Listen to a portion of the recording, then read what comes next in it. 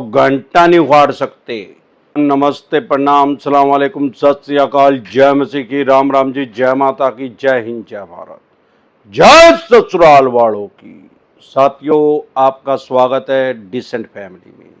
साथियों, आज हम बात करेंगे, अगर आपसे पैसे नहीं भरे जा रहे तो घंटा नहीं उखाड़ सकते।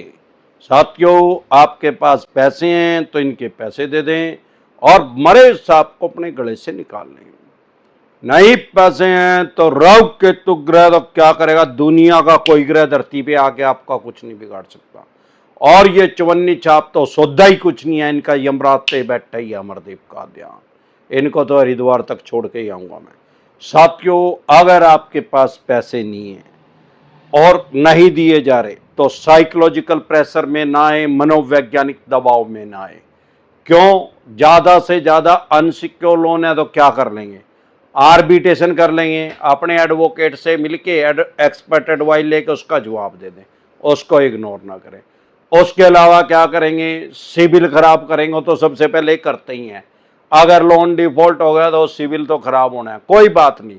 सिविल खराब होने से ये नहीं है कि आपको लाइफ टाइम के लिए लोन ही नहीं मिलेगा। जिस दिन सिविल खराब हो जाएगा और पूरा खराब हो जाएगा, सारे लोन आपके डिफॉल्ट हो जाएंगे। उससे 3 साल तक आपको कोई लोन नहीं मिलेगा। 3 साल के बाद आपको कोई सिक्योर लोन इजिली मिल जाएगा, आरओआई ज्यादा मिलेगा, रेट ऑफ इंटरेस्ट आपको ज्यादा देना पड़ेगा। आप कोई बाइक का, एक्टिवा का लोन ले लें, 1 साल के लिए ले, आरओआई ज्यादा दे, 1 साल में रिपेमेंट कर दें उसकी टाइमली, फिर दोबारा 1 साल के लिए, चाहे वो आपको मार्केट में बेच के आनी पड़े, सेल करके आनी पड़े, फिर 1 साल के लिए ले, फिर उसको रिपे करें टाइम पे, बस फिर घोड़े की तरह भागेगा आपका सिविल। फिर हर बैंक, एनबीएफसी कंपनी आपको लोन दे देगा और आरओआई भी नॉर्मल हो जाएगी। जिसका सिविल ठीक है उसकी जैसी आरओआई, जितने रेट ऑफ इंटरेस्ट पे उसको लोन मिलेगा उतने पे ही आपको मिल जाएगा। ये नहीं है कि हरिद्वार जाने तक खराब ही रहेगा। हाँ, इन्होंने अगर आपने सेटलमेंट कर ली या राइट ऑफ कर दिया, वो शब्द तो लिखा रहेगा उसमें, उससे कोई फर्क नहीं पड़ेगा। भाई, आदमी की हेल्थ एक जैसी नहीं रहती हमेशा, ना ही आदमी की वेल्थ एक जैसी रहती। जैसे आदमी की फिजिकल पोजीशन एक जैसी नहीं रहती, कभी भी हेल्थ भी एक जैसी नहीं रहती। कई बार आदमी बीमार हो गया, किसी का मान लो टीबी होगी, अरे 9 महीने में, साल में दवाई लेकर ठीक हो जाएगा यार, 100% ठीक हो जाएगा, फिर घोड़े की तरह भागेगा। ऐसे ही किसी का लोन का डिफॉल्ट हो गया, किसी वजह से फाइनेंशियल डाउन हो गया, और कोई भी आदमी बिजनेस, व्यापार, काम धंधा कर रहा है, ऐसा कोई आदमी नहीं है दुनिया के अंदर जो व्यापार कर रहा है और किसी ना किसी दिन वो फाइनेंशियल डाउन ना हुआ हो। वो नहीं हुआ तो उसका बाप दादा कोई हुआ था जिसने वो काम स्टार्ट किया था। अटकल आते आते आती है, टाइम बड़ा बलवान है, वक्त तो डाउन हो सकता है आदमी। फिर ये थोड़ी अगर लाइफ टाइम के लिए डाउन रहेगा यार। जब रिलायंस वालों ने कर लो दुनिया मुट्ठी में आई, मोबाइल दिए, फ्री कर दिए, तब कितने लाखों करोड़ों आदमियों ने उनका बिल ही नहीं दिया, नंगड़ हो गए, वो कंपनी ठप हो गई थी।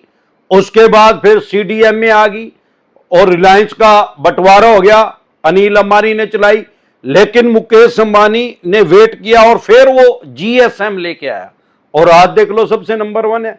अब उसको इसी लाइन में फायदा घाटा हुआ, मोबाइल की लाइन में, और मोबाइल की लाइन में सर्विस प्रोवाइडर में आज राजा बने बैठे हैं।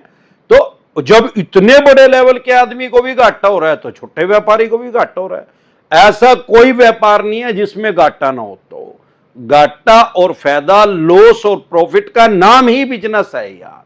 अगर खाली प्रॉफिट होता तो फिर जॉब कौन करेगा, सारी दुनिया ही बिजनेस करेगी फिर तो इसलिए बैंक, एनबीएफसी कंपनी भी समझती है भाई उस टाइम 3 साल पहले इसकी हालत खराब हो गई होगी, फाइनेंशियल डाउन हो गया होगा, अब इसकी ट्रांजैक्शन ठीक है, या इसकी जॉब लग गई है, या इसकी सैलरी बढ़ गई है, तो आपको इजिली लोन मिल जाएगा। डरे घबराए नहीं पैसे है तो ना दें, आर्बिट्रेशन है तो आर्बिट्रेटर, 16 आर्बिट्रेटर का नोटिस आ रहा है तो एक्सपर्ट राय लेके, एडवाइस लेके अपने एडवोकेट से और उसका जवाब दे दें। वो आर्बिट्रेशन कर भी नहीं पाएगा, सिविल खराब कर रहा है तो मैंने बता ही दिया। इसके अलावा क्या करेगा, चेक बाउंस या ईसीएस बाउंस का केस करे, और क्या घंटा करेगा यार। और चेक बाउंस में जमानत करवा लिया, ईसीएस बाउंस में जमानत हो जाएगी यार, सेम डे जमानत हो जाएगी, बाय हैंड जमानत हो जाएगी। बहुत से आदमी कहते हैं सर अभी हम फाइनेंशियल डाउन, अभी पैसे नहीं है। अरे तो कोई बात नहीं यार, डेमोक्रेसी है ये, लोकतंत्र में पैदा हो रहे हम। वर्ल्ड की सबसे बड़ी डेमोक्रेसी है। आपके पास नहीं भी पैसे हैं, आप ईडब्ल्यूएस में है, इकोनॉमिक वीकर सेक्शन में है, तो आपको एडवोकेट फ्री प्रोवाइड करवाया जाएगा सारे देश के अंदर कहीं भी। आपको सिर्फ वहां जज साहब से जाके मिलना है, वहां पे कोर्ट में जाना है। अगर आपको ईडब्ल्यूएस में नहीं है, लेकिन अभी इकोनॉमिकली वीक है, फाइनेंशियल कंडीशन सही नहीं है, लो है, तो आप अपना केस खुद लड़ सकते हैं। सेक्शन 32 एडवोकेट एक्ट आपको ये राइट्स देता है, आपको ये अधिकार देता है कि आप अपना केस खुद से लड़ सकते हैं। आपको अपना केस लड़ने के लिए एडवोकेट होने की जरूरत नहीं है, वकील बनने की जरूरत नहीं है आपको अपना केस लड़ने के लिए। अगर आप किसी और का केस लड़ने के लिए लड़ना चाहते हैं तो आपको डिग्री लेनी पड़ेगी, लॉ करनी पड़ेगी, वकालत करनी पड़ेगी। लेकिन अगर आप अपना ही केस खुद से लड़ना चाहते हैं तो आपको कोई लॉ की जरूरत नहीं, किसी भी कोर्ट में सारे देश की में आप अपना केस खुद से लड़ सकते हैं। आपको करना क्या है, सिर्फ 4 लाइन लिखनी है, किसी एडवोकेट से भी लिखवाने की जरूरत नहीं, जो अमरदीप कादियान बता रहा है। आपको उन्हीं कोर्ट में, उसी कोर्ट में, उन्हीं जज साहब के पास जाके, जहां से आपके ऊपर केस किया है इन्होंने, चेक बाउंस का या ACS बाउंस का, तो 4 लाइन लिख के देनी है कि सर मैं नेचुरल जस्टिस के लिए, स्वाभाविक न्याय के लिए अपना केस खुद से लड़ना चाहता हूं और मुझे परमिशन दे दी जाए, ये रिक्वेस्ट करनी है बस। वो इजिली परमिशन मिल जाती है और आप अपना केस मस्त लड़े, फिर भी कोई दिक्कत परेशानी आए, समस्या आए, तो ये बैठे ही अमरदीप कादियान। अगर आप मुझे फेसबुक पे देख रहे हैं, फेसबुक पेज पे देख रहे हैं, इंस्टा पे देख रहे हैं, मौज पे देख रहे हैं, लिंक्डइन पे देख रहे हैं, हेलो पे देख रहे हैं, व्हाट्सएप चैनल पे देख रहे हैं, या अन्य किसी ऐप पे देख रहे हैं, जब भी मैं लाइव आता हूं मेरी टीम हर ऐप पे, सारे देश में जितनी भी ऐप में, सब पे मुझे लाइव कर देती है। लेकिन आपके क्वेश्चन का आंसर मैं सिर्फ यूट्यूब पे दे पाता हूं, क्योंकि एक बार में सिर्फ एक ऐप खुलती है। तो आप हमारे साथ लाइव में जुड़ सकते हैं, आपको कोई प्रॉब्लम आ रही है आप हमारे से एडवाइस ले सकते हैं, या हमारा जो चैनल है डिसेंट एडवाइस यूट्यूब पे, उस पे 3000 से भी ज्यादा मैं वीडियो डाल चुका हूं। हमारे देश में लाखों फाइनेंशियल एडवाइजर हैं, लाखों चैनल हमारे देश में फाइनेंस की शिक्षा देने के, लेकिन अमरदीप कादियान जितनी वीडियो आज तक किसी पे नहीं डाली।